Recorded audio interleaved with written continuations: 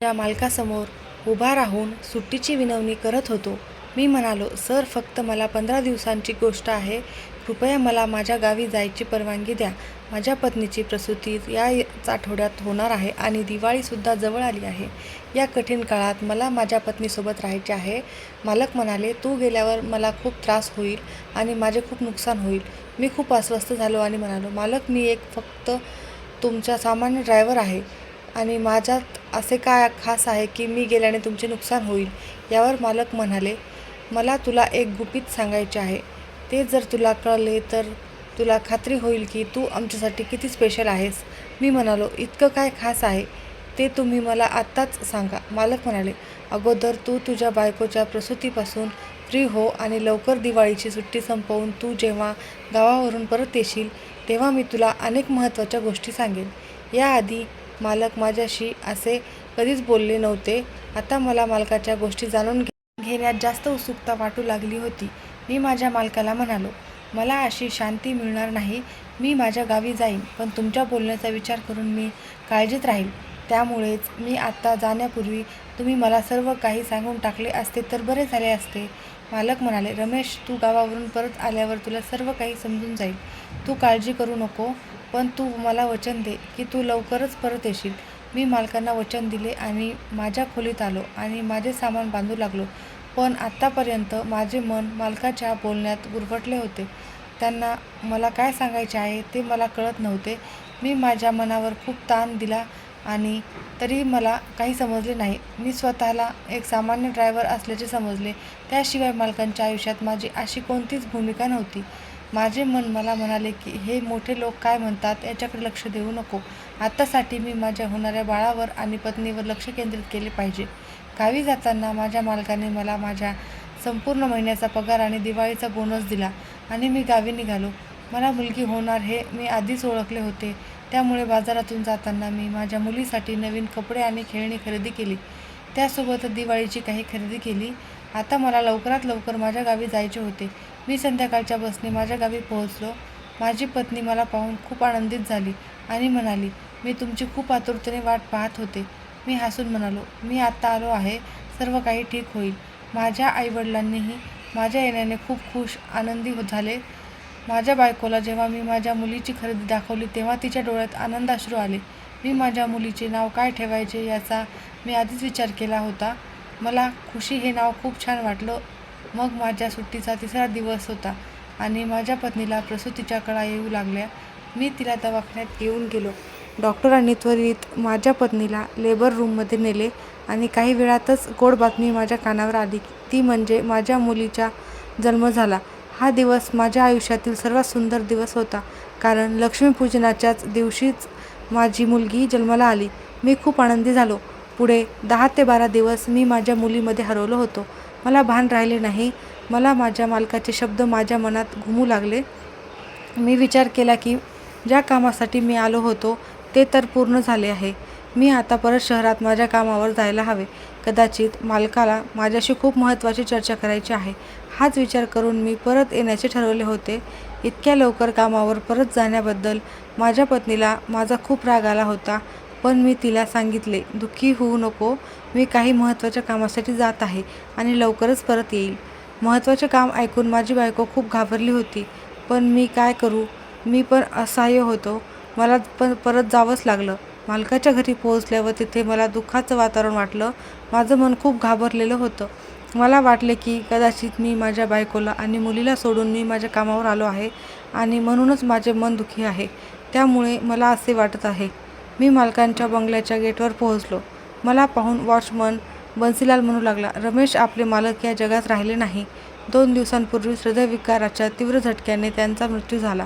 मी मोठ्या मुश्किलीने त्या वॉचमनकडे पाहिलं, कारण माझा त्यांच्या शब्दावर विश्वास बसत नव्हता. तो असं का बोलत होता हेच मला कळत नव्हतं. मी म्हणालो, तू शुद्धीत तर आहेस ना? का तुझी रात्रीची अजून उतरली नाही? त्यामुळे तू असं फालतू बोलतोस. इतक्यात माझे लक्ष बंगल्याच्या हॉलमध्ये गेले. तिथे मालकीण मालकाच्या फोटोसमोर डोक्याला हात लावून बसल्या होत्या. वॉचमन म्हणाला, आता असे म्हणू नको की मला यातील काहीच माहीत नाही. मालकाच्या मृत्यूने आमचे डोळे अश्रूंनी ओले झाले होते. मालक किती चांगला माणूस होता. मालक आपल्या कामगारांची किती काळजी घ्यायचे. खरं सांगायचे म्हटले तर समोरून त्यांचा चेहरा हटत नव्हता. मी वॉचमनला विचारले, आपले मालक कधी वारले? वॉचमन म्हणाला, 2 दिवसापूर्वीच ते वारले. ज्या दिवशी ते वारले त्या दिवशी ते खूप अस्वस्थ दिसत होते. त्या दिवशी ते फॅक्टरीतून घरी आले तेव्हा त्यांनी त्यांची कार इथे गेटवर थांबवून माझ्याकडे तुझ्याबद्दल चौकशी केली आणि विचारले, रमेशबद्दल काही बातमी आहे का? तो कुठे आहे? तो अजून परत का आला नाही? मी नकारार्थी मान हलवली. तेव्हा ते म्हणाले, ठीक आहे, मी त्याला फोन करून विचारतो. मालकाने खिशातून मोबाईल काढला आणि तुला फोन करत राहिले, परंतु तू फोन उचलला नाहीस. तेव्हा ते थोडेसे काळजीत पडले. वॉचमनचे बोलणे ऐकून मला आश्चर्य वाटले की मालकाच्या आयुष्यात अचानक माझी गरज इतकी कशी वाढली आणि ते माझ्या परत येण्यासाठी इतके व्याकुळ का होते. आता माझ्या लक्षात आले की माझ्या कॉल लिस्टमध्ये मालकाचे 2-3 कॉल आले होते आणि मी ते पाहिले देखील होते, पण मला वाटले की कदाचित ते जुने मिस कॉल असावे, म्हणून मी त्याच्याकडे दुर्लक्ष केले. मी वॉचमनला म्हणालो, बन्सीलाल, तुला माहीत आहे का मालकाला मला काय सांगायचे होते? यावर बन्सीलाल हसत म्हणाला, रमेश, मी एक साधा वॉचमन आहे. आम्ही वॉचमन लोक मोठ्या लोकांच्या कामात ढवळाढवळ करत नाहीत. आता मला असे वाटू लागले की त्या दिवशी मालकाला मला काय गुपित सांगायचे आहे ते विचारले असते तर बरे झाले असते. आम्ही दोघे गेटवर उभे राहून बोलत होतो. तेवढ्यात एक मौलकरीण आली आणि म्हणाली, रमेश, मालकिनीने तुला आत बोलवले आहे. मी होकार दिला आणि बंगल्याच्या आत गेलो. मालकीण माझ्याकडे बघून म्हणाली, रमेश, तुम्ही तुमच्या मालकाच्या मयतीला का आले नाहीत? मी म्हणालो, मॅडम, मला मालकाच्या मृत्यूची अजिबातच माहिती नव्हती. आत्ताच गेटवर वॉचमनने मला सांगितल्यावर मला खूप वाईट वाटले. त्यावेळी मी इथे नव्हतो. यावर मालकीण म्हणाली की मी तुमच्या घरी बाळ जन्माला आले आहे. मी म्हणालो, हो मॅडम, देवाच्या कृपेने माझ्या घरी लक्ष्मी जन्माला आली आहे. मालकीण म्हणाली, तुमचे अभिनंदन. तुम्हाला हवे असेल तर तुम्ही अजून 1 आठवड्याची सुट्टी घेऊ शकता. मालकीणचे बोलणे ऐकून मला आश्चर्य वाटले, कारण त्यांच्या घरात माझे काम फक्त मालकाला घेऊन फॅक्टरीत जाणे आणि फॅक्टरीमधून घरी घेऊन येणे एवढेच होते. आता मालक नाही राहिले म्हणजे माझी नोकरीही संपली. मी म्हणालो, मालकीण, मला इथे काही काम उरले नाही. मी आता माझ्या गावी परत जाईल आणि तिथेच काहीतरी काम शोधेन. मालकीण पटकन उठली आणि म्हणाली, रमेश, तू हे काय बोलत आहेस? मालकाच्या मृत्यूनंतर तू हे घर आणि मला सोडून जाणार? तुझं काम फक्त त्यांच्यापुरतंच मर्यादित होतं का? रमेश बाकी एकही नोकरी सोडण्याबद्दल बोलला नाही. मग तू का असं बोलतोयस? मी म्हणालो, मॅडम, मी इथे फक्त मालकांसाठीच काम करत होतो. आता मालक नाही राहिले, मग मी इथे राहून काय करणार? मालकीण म्हणू लागली, आता मला तुझी गरज आहे. तू इथे काम सोडून नकोस. असं कठीण प्रसंगी तू तुझ्या मालकिणीला एकटे सोडून जात आहेस. मला मालकिणीची कीव आली म्हणून मी मालकिणीला सोबत काम करायचे ठरवले. जोपर्यंत मालकिणीला माझी गरज आहे तोपर्यंत मी तिथेच राहीन, म्हणून मी होकारार्थी मान हलवली आणि बाहेर पडलो. आम्हा सर्व नोकरांना राहण्यासाठी बंगल्याच्या जवळ काही अंतरावर रूम देण्यात आल्या होत्या. मी बाहेर पडताच मालकिणीने मला मागून आवाज दिला आणि म्हणाल्या, तू हवे तर बंगल्याच्या गेस्ट रूममध्ये राहू शकतोस. मी काहीच न बोलता मी माझ्या खोलीत येऊन बसलो आणि विचार करू लागलो, मालकीण मला एवढे जवळ करण्याचा प्रयत्न का करत आहे? असो, आता मालकीण एवढ्या मोठ्या बंगल्यात एकटीच होती. कदाचित तिला भीती वाटत असेल, त्यामुळे ती मला बंगल्याच्या गेस्ट रूममध्ये राहायला सांगत होती. माझे हृदय प्रत्येक गोष्टीने धडधडत होते. मृत्यू ही खूप भीतीदायक गोष्ट आहे. जोपर्यंत माणूस आपल्यासमोर फिरत असतो, आपल्यासोबत बोलत असतो आणि मग एक दिवस अशी वेळसुद्धा येते की ती व्यक्ती अचानक आपल्यापासून दूर होते आणि ती व्यक्ती आपल्यापासून कायमची नाहीशी होते. त्यानंतर फक्त त्यांची आठवणी उरते. मालकाच्या निधनाने मला खूप मोठा धक्का बसला, कारण तो खूप छान माणूस होता. मी गेली 8 वर्षे त्यांच्यासोबत काम करत होतो. आम्हाला पगार देण्याबाबतही मालकाने कधी त्रास दिला नाही. त्यांना नेहमी आपल्या कामगाराची खूप काळजी वाटायची. ते चिडून रागाच्या भरात आमच्याशी कधीच बोलले नाही. मालक माझ्याशी कधीही काही विशेष प्रकारचे बोलले नव्हते असे म्हणावे लागेल. रोज ते माझ्याशी फक्त एवढेच बोलायचे, रमेश, गाडी काढ, रमेश, गाडी थांबव, रमेश, गाडी स्टार्ट कर. एवढेच आमचे नाते होते. आता मला मालकांनी सांगितलेली गोष्ट आठवत होती, जी त्यांच्या मृत्यूच्या काही दिवसाआधीच त्यांनी केली होती. मला माहीत नाही की माझ्याशी त्यांना कोणत्या रहस्याबद्दल बोलायचे होते. मला माहीत नाही की त्यांना मला असे काय गुपित सांगायचे होते. या सगळ्या गोष्टीत मी गुरफटत चाललो होतो. आता मी कुणाला याबद्दल विचारूही शकत नव्हतो. रात्र झाली आणि मोलकरीण माझ्या खोलीत जेवण घेऊन आली. ती माझ्याकडे पाहत म्हणाली, रमेश, आपले मालक तुझी खूप आठवण काढत होते. तिचे बोलणे ऐकून मी सावध झालो आणि मी म्हणालो, तुला कसे कळले? ती म्हणाली, मालक मरण्याच्या 1 दिवस आधी ते मला विचारत होते की रमेश परत कधी येईल. मी म्हणाले की मला याबद्दल माहीत नाही. मग ते बोलू लागले की रमेश हा कसा माणूस आहे. यावर मी त्यांना म्हणाले की तो खूप चांगला आहे. मी आजपर्यंत त्याच्यामध्ये कोणतेही वाईट गुण पाहिले नाही. तो इथे आजपर्यंत कोणालाही कधी चुकीचे बोलला नाही. माझे ऐकून मालकाच्या चेहऱ्यावर हसू उमटलं. मग एवढे बोलून ती माझ्या खोलीतून बाहेर पडू लागली. मी म्हणालो, तुला अजून काही माहीत आहे का? माझ्याबद्दल का विचारत होते? तिने नाही मध्ये मान हलवली आणि जेवण ठेवून निघून गेली. जेवण झाल्यावर मी अंथरूण टाकून आडवा झालो. त्यानंतर खूप लवकर मी गाढ झोपेत गेलो. रात्रीचे किती वाजले ते कळालेच नाही. जेव्हा मालक माझ्या स्वप्नात आले आणि ते म्हणू लागले, रमेश, लवकर उठ आणि माझ्या बेडरूममध्ये जा. तिथे कोणीतरी तुझी वाट पाहत आहे. मी घाबरून उठलो आणि माझे संपूर्ण शरीर घामाने भिजले होते. मी डोके धरून बसलो. माझ्या स्वप्नात आलेल्या मालकाने मला आश्चर्यचकित केले. मी पटकन 2 ग्लास पाणी पिले. मालक माझ्या स्वप्नात का आले असा विचार करत खोलीत फिरू लागलो. त्यांनी मला त्यांच्या बेडरूममध्ये जाण्याचा इशारा केला होता. कदाचित त्यांच्या बेडरूममध्ये काहीतरी असेल ज्यामुळे माझे सर्व प्रश्न सुटतील. परंतु मी मालकाच्या बेडरूममध्ये जाण्यास भाग पडलो नाही, कारण मालकीण तिथे होती आणि मालकिणीला मालकाचे दुःख होते. मी माझ्या खोलीत बसलो होतो आणि मी मोठ्या टेन्शनमध्ये होतो. स्वप्नाचा विचार करत होतो. मग मी विचार केला की कदाचित आज दिवसभर सर्वांच्या तोंडून मालकांचे शब्द ऐकले, म्हणूनच मी त्यांना स्वप्नात पाहिले असेल. त्या स्वप्नाचा माझ्याशी काहीही संबंध नाही. हा सगळा विचार करत असतानाच रात्र उलटून गेली होती आणि सकाळ उजाडली. मी पटकन माझ्या पत्नीला फोन केला आणि तिच्याशी बोलू लागलो. माझा आवाज ऐकून ती ढसाढसा रडू लागली. ती म्हणाली, मला सोडून का गेलास? आपली मुलगी रात्री तापाने फणफणली होती आणि ती रात्रभर रडत होती. मला नाही सांभाळता येत तिला. तू येऊन तुझ्या मुलीला सांभाळ. मी म्हणालो, काय झालं आरती? तू एवढ्या कमकुवत हृदयाची नव्हतीस. तू खूप धैर्यवान आहेस. मला पूर्ण आशा आहे की ही कठीण वेळ देखील निघून जाईल. मग जेव्हा मी तिला माझ्या मालकाच्या मृत्यूबद्दल सांगितले तेव्हा ती खूप दुःखी झाली आणि म्हणू लागली, रमेश, ते असे अचानक कसे मेले? मी म्हणालो, याबद्दल माझ्याकडे काही बातमी नाही. पण जेव्हा मी सुट्टी घेऊन गावी परतणार होतो तेव्हा मालकाने मला सांगितले की त्यांना माझ्याशी काही महत्त्वाची चर्चा करायची आहे. याबद्दल मला खूप वाईट वाटतं की आयुष्याने त्यांना त्यांच्या मनातील भावना माझ्यासोबत शेअर करण्यासाठी पुरेसा वेळ दिला नाही. त्यानंतर जेव्हा मी आरतीला माझ्या स्वप्नाबद्दल सांगितलं तेव्हा तिला धक्काच बसला. ती म्हणाली, रमेश, मेलेले माणसं असे कोणाच्या स्वप्नात येत नाहीत. त्यांना नक्कीच तुला काहीतरी सांगायचे असेल. तू झोपेतून जागा झाल्यावर पटकन तुझ्या मालकांच्या खोलीत जायला हवे होते. मी म्हणालो, आरती, तू हे काय बोलत आहेस? रात्रीची वेळ होती. मालकीण तिच्या बेडरूममध्ये होती. मी तिच्या नवऱ्याच्या दुःखात रात्री उशिरापर्यंत जागे असते. मी तरुण आहे आणि त्याचा नोकरही आहे. त्यामुळे मालकिणीच्या बेडरूममध्ये जाणे मला योग्य वाटले नाही. आरती म्हणाली, रमेश, तुझ्या स्वप्नाबद्दल तुझ्या मालकिणीला सांग. कदाचित ते तुला काही मदत करतील. यावर मी म्हणालो, हो, आता असेच काहीतरी करावे लागेल. मग मी आरतीला आमच्या मुलीबद्दल विचारू लागलो. थोड्या वेळाने मोलकरीण माझ्याकडे आली आणि मला म्हणाली, मॅडम, चा आदेश आहे की गाडी बाहेर काढा.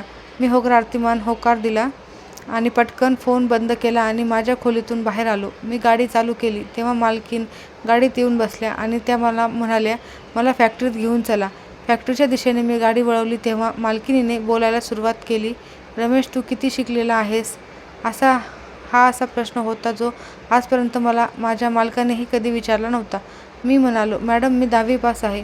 मग मालकीण म्हणाल्या, रमेश, तुझे मालक मरण्यापूर्वी विचित्र बोलत होते. ते म्हणत होते की मला काही झाले तर तू रमेशवर विश्वास ठेवू शकतीस. तो चांगला आणि सभ्य मुलगा आहे. त्याचे शिक्षण कमी आहे, पण फॅक्टरीच्या कामात तुम्ही त्याची मदत घेऊ शकता. रमेश तुला त्रास होऊ देणार नाही. यावर मी मालकिणीला म्हणालो, मॅडम, खरे सांगू का, मला हा व्यवसाय वगैरे काही कळत नाही. मग तुम्ही सांगा, मी हे सगळं कसं सांभाळू शकतो? माझ्या मागे कोणीही नाही. आता तुला तुझ्या मालकाच्या इच्छेनुसार वागावे लागेल आणि तुला माझी मदत करावी लागेल. मी म्हणालो, मॅडम, मी गावचा आहे. मी कमी शिकलेला आहे आणि मला व्यवसायाचे शून्य ज्ञान आहे. मग मी तुम्हाला कशी मदत करू शकतो?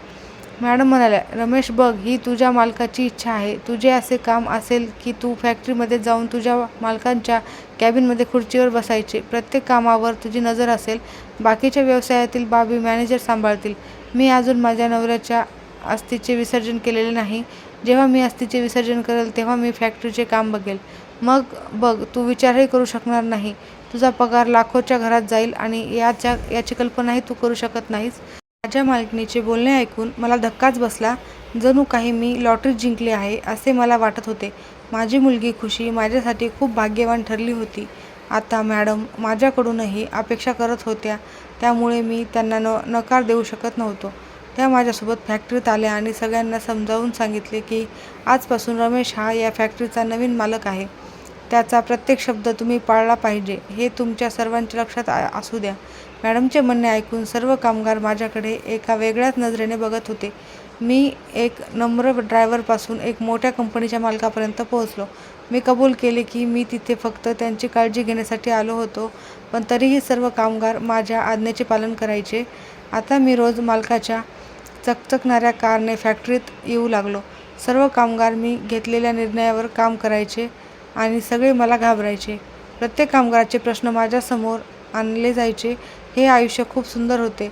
आयत्या पिठावर रेघोट्या ओढण्यासारखे होते.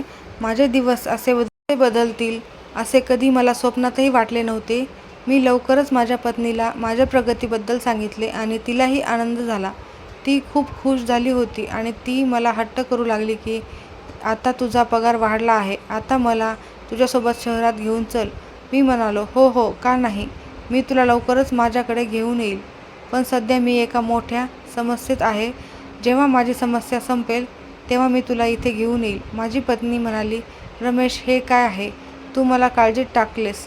मी म्हणालो, काळजी करण्याची गरज नाही, फक्त फॅक्टरीचे काम आहे. त्याचे निराकरण झाल्यावर मी तुला कळवीन. मी आरतीशी खोटं बोललो होतो. माझी सर्वात मोठी अडचण माझी स्वप्ने होती. रोज रात्री मला माझ्या स्वप्नात माझे मालक दिसायचे आणि ते मला त्यांच्या बेडरूममध्ये जायला सांगायचे. पण मी त्यांच्या बेडरूममध्ये कसे जाऊ? मी माझ्या विधवा मालकिणीच्या बेडरूममध्ये मध्यरात्री जाणे हे माझ्यासाठी खूप विचित्र होते आणि मी जर जाण्याचा प्रयत्न केला तर ती मालकीण माझ्यावर रागावून मला कामावरून काढून टाकेल अशी भीतीही मला वाटत होती. म्हणूनच मी रोज रात्री माझ्या या स्वप्नाकडे दुर्लक्ष करत राहिलो. माझ्या मालकिणीच्या फॅक्टरीमध्ये रुजू होऊन मला 1 महिना झाला होता आणि आता माझा पगारसुद्धा माझ्या हातात आला होता. एक दिवस मी फॅक्टरीच्या ऑफिसमध्ये बसलो होतो, तेव्हा मला माझ्या मालकिणीचा फोन आला आणि त्या म्हणाल्या, रमेश तू लवकर घरी ये, मला तुला काहीतरी दाखवायचे आहे. मला काळजी वाटू लागली की असे अचानक मालकिणीने मला घरी का बोलवले, म्हणजे नक्कीच काहीतरी विचित्र घडले असेल. या विचाराने मी पटकन घरी पोहोचलो तेव्हा मालकीण बंगल्याच्या गार्डनमध्ये बसून ढसाढसा रडत होत्या. माझी घबराट वाढत चालली होती. मी त्यांच्याजवळ गेलो आणि त्यांना म्हणालो, मॅडम काय झालं, तुम्ही असे का रडत आहात? मालकिणीने माझ्यासमोर एक कागद ठेवला आणि म्हणाल्या, आज मी माझी बेडरूम मोलकरीणीकडून साफ करून घेत होते तेव्हा मला हे पत्र मिळाले. हे फक्त तुझ्या नावावर आहे रमेश, हे माझ्या पतीने लिहिलेले आहे. मी थरथरत्या हाताने ते पत्र घेतले आणि वाचू लागलो. त्यानंतर ते वाचून मी स्तब्ध झालो. त्यात मालकाने लिहिले होते की रमेश, मला माहीत आहे की तू विवाहित आहेस आणि तुला लवकरच मूल होणार आहे, परंतु तरीही मला तुझ्याकडे एक तक्रार करायची आहे. रमेश तू खूप चांगला माणूस आहेस. मी तुझ्याबद्दल माहिती काढली आहे. तुला माहीत नाही का, मला डॉक्टरांनी सांगितले आहे की मला खूप धोकादायक आजार आहे. मी लवकरच या जगातून निघून जाणार आहे. माझी पत्नी माझ्या मागे या जगात एकटीच राहील आणि माझ्याशिवाय या जगात तिचे दुसरे कोणीही नाही. अशा परिस्थितीत माझी तुला विनंती आहे की तू माझ्या पत्नीला एकटे सोडू नकोस. तू तिच्याशी लग्न करून तिचा आधार व्हावा अशी माझी इच्छा आहे. मी तिच्या वतीने इतर कोणत्याही पुरुषावर विश्वास ठेवू शकत नाही. ती खूप साधी आहे. दुसऱ्या पुरुषाकडून तिची सहज फसवणूक होऊ शकते. देव तुझे भले करो. पत्र वाचून मी थक्क झालो आणि मी काय करावं आणि काय करू नये हे मला समजत नव्हते. मॅडम आशावादी नजरेने माझ्याकडे पाहत होत्या. त्या म्हणाल्या, रमेश पत्रामध्ये काय लिहिलेले आहे मला सांग. मी खूप अस्वस्थ झालो होतो. आता हे सर्व मी स्वतःच्या तोंडाने मालकिणीला सांगितले असते तर कदाचित तिने माझ्यावर विश्वास ठेवला नसता. म्हणून हे पत्र मी तिच्याकडे दिले आणि तिथून निघून बाहेर आलो. बाहेर आल्यावर मी विचार करू लागलो की कदाचित मालकाला हे सांगायचे असेल म्हणूनच ते माझ्या स्वप्नातही यायचे. मी माझ्या मालकाच्या इच्छेचे पालन करावे की नाही याचा विचार मी करू लागलो. मी माझ्या पत्नीचा विश्वासघात कसा करू शकतो? पण मी मॅडमसोबत लग्न केले तर माझ्या पत्नीचे आणि मुलीचे आयुष्य चांगले होईल. मी विचार केला की मालकिणीचे याबद्दल काय म्हणणे आहे ते पाहावे. त्यांचे उत्तर ऐकूनच मी निर्णय घेईल. रात्र झाली तेव्हा मोलकरीण माझ्याकडे आली आणि म्हणाली की रमेश, तुला मालकिणीने बोलवले आहे. मी बंगल्याच्या गार्डनमध्ये पोहोचलो तेव्हा मॅडम तिथे बसल्या होत्या. त्या म्हणू लागल्या, रमेश, तू तुझ्या मालकाच्या इच्छेबद्दल काय विचार केलास? मी मान खाली करून उभा होतो. मी म्हणालो की मी तुमच्याबद्दल असे काही विचार पण करू शकत नाही. तर मालकीण म्हणाली की रमेश, मी पण माझ्या आयुष्यात दुसऱ्या पुरुषाला आणू शकत नाही. मी माझ्या पतीवर खूप प्रेम केले, पण आता मी असहाय्य आहे. तू मला सांग काय करायचे? काहीही झाले तरी पण चालेल, पण मला माझ्या नवऱ्याची शेवटची इच्छा कोणत्याही किमतीत पूर्ण करायची आहे. मी या नात्यासाठी तयार आहे. तू मला सांग, तू तयार आहेस की नाही? मी मालकिणीकडे पाहू लागलो. आज तिने तिचा चेहरा माझ्यापासून लपवला नव्हता.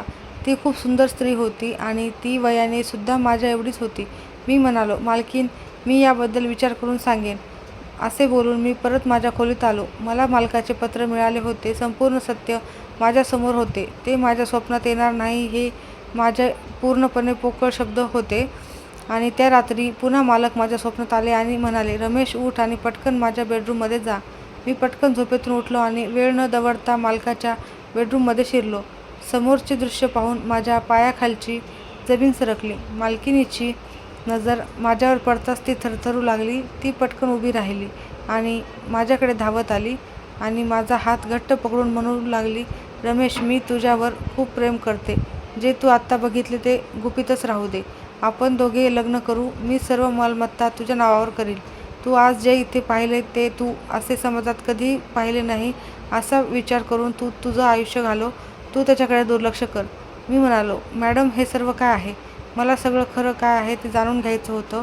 मालकीण खूप घाबरली आणि म्हणाली, रमेश, मी 1 करोडपती बापाची मुलगी होते.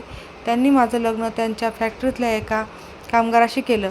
ही सर्व प्रॉपर्टी तुझ्या मालकाची नाही, तर ती माझी आहे. पण मी त्यांच्या प्रेमात पडले होते. त्यामुळेच आमचं लग्न झालं आणि आम्ही एकमेकांसोबत खूप आनंदी होतो. दीपक प्रत्येक प्रकारे चांगला नवरा आहे हे सिद्ध झालं. माझं आयुष्य खूप चांगलं चाललं होतं. पण मग दीपकने तुला त्याच्या ड्रायव्हर म्हणून कामावर घेतलं. तुला पाहिल्यावर मला तू खूप आवडायला लागला होता. याचे खरे कारण म्हणजे दीपक नेहमी त्याच्या कामात व्यस्त असायचा. त्याने मला कधीच टाईम दिला नाही. हे माझ्या आयुष्यात 2दा घडले आहे. आईवडिलांची अफाट संपत्ती होती, त्यामुळे मला हव्या त्या गोष्टी मिळत होत्या. पण आईवडिलांचे प्रेम मला कधीच मिळाले नाही. लग्नानंतरही माझ्या बाबतीत तसेच घडले. तुझे मालक नेहमी कामात व्यस्त असायचे. त्यांच्या हे लक्षात आले की नाही, जी स्त्री लहानपणापासून पैशात वाढली आहे तिला पैशाची नाही तर प्रेमाची गरज होती. पण ते मला वेळ देऊ शकले नाही. त्यामुळे मी तुला पहिल्यांदा पाहिल्यावर तुझ्याकडे आकर्षित झाले. मी माझा विचार रद्द करायचा अनेक वेळा प्रयत्न केला. बरीच वर्षे मी स्वतःवर नियंत्रण ठेवले होते, पण आता मी तुझ्यापासून दूर राहू शकत नव्हते. म्हणूनच मी दीपकला माझ्या मार्गातून दूर करण्याचा निर्णय घेतला. पण त्याला हे सर्व कसे कळले ते मला माहीत नाही. त्याला तुझ्याशी बोलायचं होतं आणि तुला भरपूर पैसे देऊन नोकरीवरून काढून टाकायचं होतं. मी तुला माझ्यापासून दूर ठेवू शकत नव्हते. म्हणूनच तू गेल्यावर मी दीपकच्या जेवणात अशी औषधे मिसळायला सुरुवात केली ज्यामुळे त्याचे शरीर अशक्त झाले. मला माहीत आहे की या जगात पैशाने सर्व काही करता येते. मी काही माणसांना खूप पैसे देऊन माझ्या बाजूने केले होते आणि दीपकच्या मृत्यूचा कट रचला होता. यावेळी मी दीपकला औषधाद्वारे बेशुद्ध केले होते. त्याचा मृतदेह सर्वांनी पाहिला होता, पण मी दीपकला जाळू दिले नाही, कारण शेवटच्या क्षणी मला कळले की माझी सर्व मालमत्ता दीपकच्या नावावर आहे. त्यांच्या मृत्यूनंतर ही सर्व मालमत्ता रमेशला द्यावी असे त्यांनी मृत्यूपत्रात लिहिलेले आहे. मला असे कधीच होऊ नाही द्यायचे नव्हते. मलाही माझी संपत्ती हवी होती. मालकिणीचे बोलणे ऐकून मी पूर्णपणे चकित झालो आणि अचानक मालकाला समोर पाहून मी खूप अस्वस्थ झालो. माझ्या मालकिणीने मालकाला सांगितले की माझी सर्व मालमत्ता माझ्या नावावर परत कर. मी पुन्हा स्वतः तुझे मृत्यूपत्र बदलेन. मॅडम मला म्हणाल्या, आज एवढ्या रात्रीच्या वेळी तू माझ्या खोलीत का आला होता? मी म्हणालो, मॅडम, जेव्हापासून येथे परत आलो तेव्हापासून प्रत्येक रात्री मालक माझ्या स्वप्नात यायचे आणि ते मला त्यांच्या खोलीत जायला सांगायचे. म्हणूनच मी आज इथे तुमच्या बेडरूममध्ये आलो आहे. मॅडम म्हणाल्या, तुझा काय निर्णय आहे? मी म्हणालो, मॅडम, मालकाला तुम्ही माझ्या स्वाधीन करा, मग मी तुमच्याशी लग्न करेल. मी विचार केला की मी अशा सज्जन माणसाला दुःखात कसे सोडू शकतो, ज्याला देव स्वतः मदत करू इच्छितो, ज्याच्याबद्दल मला दररोज रात्री स्वप्नात एक इशारा दिला जायचा. मालकिणीने मालकाला माझ्या स्वाधीन केले. मी मालकाला माझ्याकडे ठेवले आणि त्यांचे चांगले उपचार चालू केले. काही दिवसातच मालक चांगले बरे झाले. मालक आता पूर्णपणे निरोगी झाले होते. मी त्यांचा प्राण वाचवल्याबद्दल मालकाने माझे खूप आभार मानले. मी माझ्या गावी परत जायला लागलो तेव्हा मालकाने मला बक्षीस म्हणून 10,00,000 रुपये दिले. मी घेण्यास नकार दिला, पण जेव्हा त्यांनी मला जबरदस्ती केली तेव्हा मला ती रक्कम घ्यावीच लागली. मालकाने आपली सर्व मालमत्ता मालकिणीकडे सोपवली आणि तिला घटस्फोट दिला. त्यानंतर तिच्या आयुष्यातून ते कायमचे निघून गेले. काही स्त्रिया दुसऱ्या पुरुषांसाठी नवऱ्यासोबत हे सगळं कसं काय करू शकतात, या विचाराने मी पूर्ण हैराण झालो होतो आणि आजही मला काळजी वाटते आणि मी या गोष्टीचा विचार करतो. मला माहीत नाही की मालकाचे कोणते चांगले कर्म त्यांच्यासाठी कामी आले आणि देवाने त्यांना मदत केली. मारण्यापेक्षा वाचवणाऱ्याचे काम मोठे असते.